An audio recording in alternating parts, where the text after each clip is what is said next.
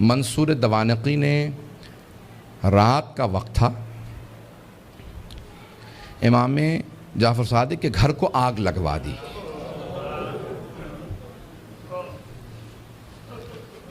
آج کل آپ نے دیکھا روشنیاں ہوتی ہیں، پانی کا نظام کچھ اور ہے۔ پرانے زمانے میں گھر میں کنواں ہوتا تھا، پانی نکالا جاتا تھا، چراغ ہاتھ میں ہوتے تھے۔ رات کا وقت تھا، امام کے گھر میں آگ لگا دی۔ امام کے جو خادم تھے نا، وہ فوراً آگ بجھانے لگے۔ میرے طرف دیکھیے گا، ایک جملہ کہہ دوں، اس کے بعد صرف 2-4 منٹ 5 منٹ زحمت دوں گا آپ کو مصائب کی۔ امام کے جتنے خادم تھے نا، وہ سب کے سب آگ بجھانے لگے۔ امام اپنے گھر سے باہر نکلے، گھر میں آگ تھی۔ باہر نکلنے کے بعد نہ جانے صحن میں کیا دیکھا، ایک دیوار سے ٹیک لگا کے بیٹھ گئے اور زاروں قطار رونا شروع کر دیا۔ امام روتے جاتے تھے، خادم آگ بجھا رہے تھے۔ ایک خادم رکا، فوراً دوڑتا ہوا امام کی بارگاہ میں آیا، کہا مولا کیا بات ہے، نہ آپ آگ بجھانے میں مدد کر رہے ہیں، نہ گھر سے باہر جا رہے ہیں، ایک طرف بیٹھ کے روتے چلے جا رہے ہیں، مولا کیا بات ہے، مجھے سمجھائیے کیوں اتنا رو رہے ہیں۔ کہا کہ مجھے شام غریبہ یاد آ گئی، مجھے شام غریبہ یاد آ گئی۔ کہا مولا اس وقت شام غریبہ کیوں یاد آئی ہے؟ مولا نے اپنے خادم کو مخاطب کر کے کہا، تو دیکھ رہا ہے میری بیٹیاں سر پہ برقعے سنبھالے، کبھی صحن میں اس طرف سے ادھر جاتی ہیں، کبھی ادھر سے ادھر جاتی ہیں، کتنی پریشان ہیں۔ جب میں نے اپنی بیٹیوں کو صحن میں دوڑتے دیکھا، مجھے میری پھپھیاں یاد آ گئیں۔ کہا مولا کیوں؟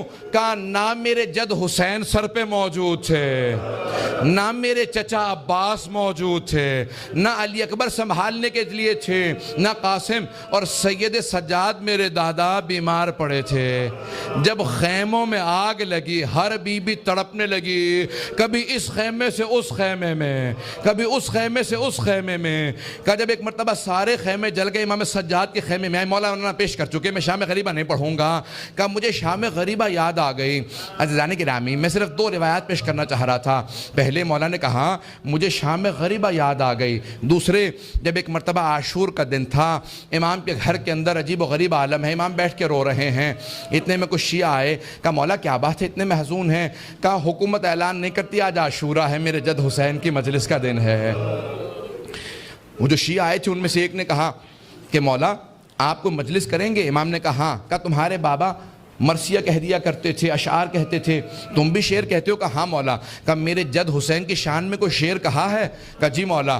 کہا ذرا کچھ مصائب کے اشعار سنا دو، آپ بھی دوڑے پڑتے ہیں نا۔ امام نے کہا ہاں ذرا کوئی مصائب کا بند سنا دے۔ کھڑا ہوا پڑھنا چاہتا تھا، امام نے کہا رک جا، ابھی نہ پڑھنا۔ ایک مرتبہ ایک امام نے خادم سے کہا ذرا یہاں پردہ کھینچ دے۔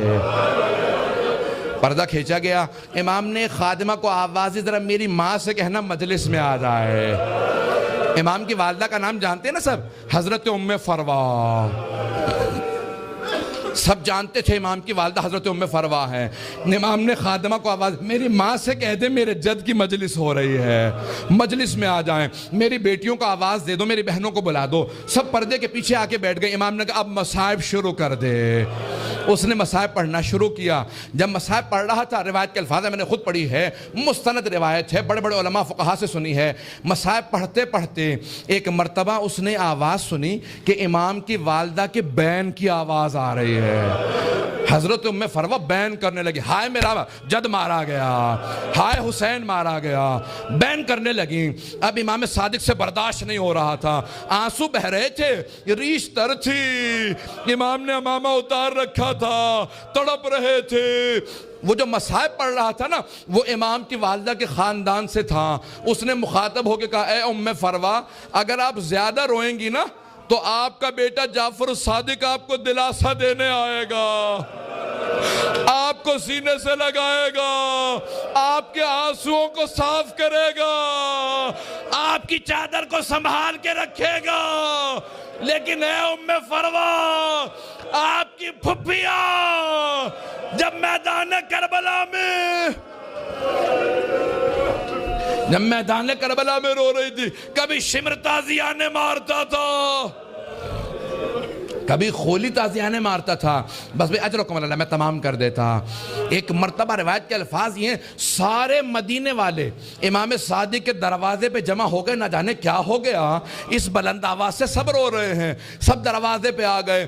امام نے دروازے کی طرف اشارہ کیا، امام نے کہا الباب الباب، دروازہ بند کر دو، دروازہ بند کر دو۔ پوچھا مولا کیا بات ہے؟ کہا میرا چھوٹا سا بیٹا بے ہوش ہو گیا۔ کسی نے پوچھا یہ کون سا بیٹا؟ کہا موسیٰ کاظم۔ امام موسیٰ کاظم بھی برداشت نہیں کرتے تھے میری پھپھیوں کے مصائب اس طرح سے بیان کیے جائیں، رونے کے اوپر پابندی تھی۔ اجرکم اللہ، بس بھئی میں نے تمام کر دیا۔ ایک روایت کے چند جملے پیش کروں گا۔ آج کس کو پرسہ دیں گے؟ آپ نے امام صادق کی مجلس رکھی ہے نا، دو اماموں کو پرسہ دیں گے، ایک 12ویں امام علیہ السلام کو پرسہ دیں گے، اور ایک اس امام کو پرسہ دیں گے جس کا جنازہ پل بغداد پہ پڑا رہا۔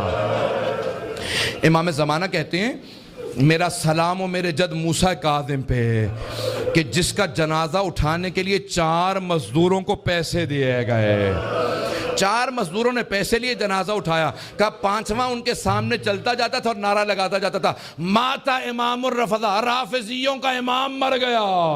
کہا جب پل بغداد میں دھوپ میں لاشا پڑا تھا امام رضا پہنچے، کہا ہٹ جاؤ میرے غریب بابا کے لاشے پہ، میں مدینے سے آیا ہوں۔ آج ذرا مل کے کہیں گے اے مولا آپ کو پرسہ دینے آئے، کس کا؟ صادق آل محمد آپ کے بابا کا۔ پیش کروں آخری جملے سن لیجئے بس بھئی۔ منصور دوانقی ملعون نے امام کو زہر بھیجوایا۔ کیسے دلوایا؟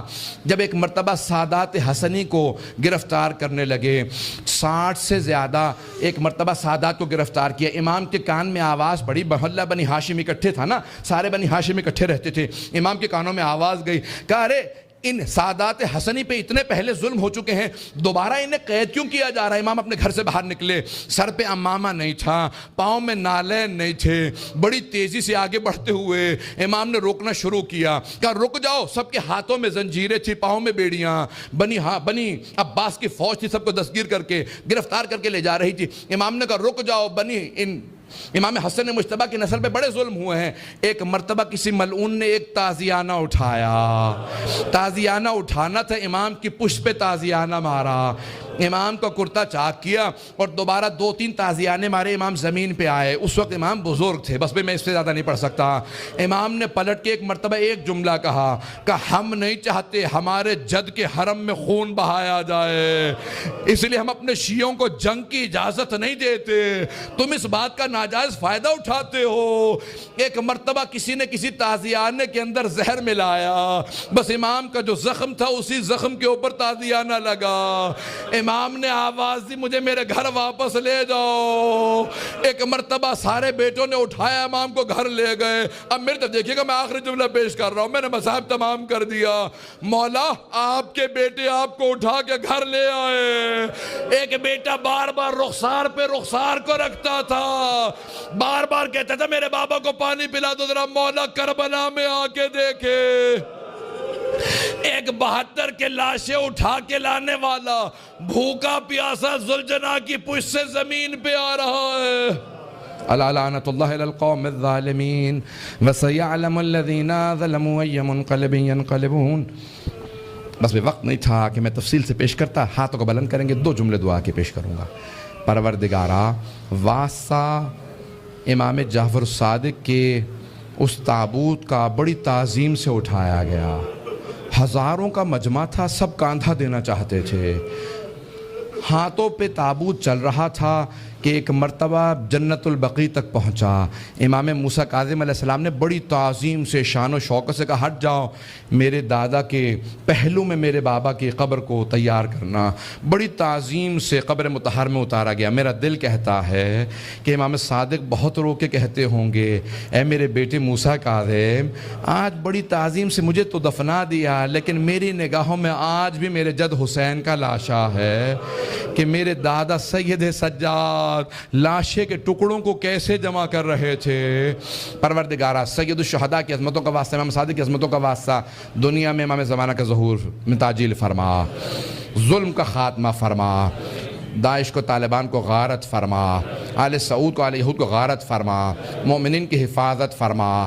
ربنا تقبل منا انک انت السمیع العلیم بحق محمد وآلہ الطیبین الطاہرین المعصومین۔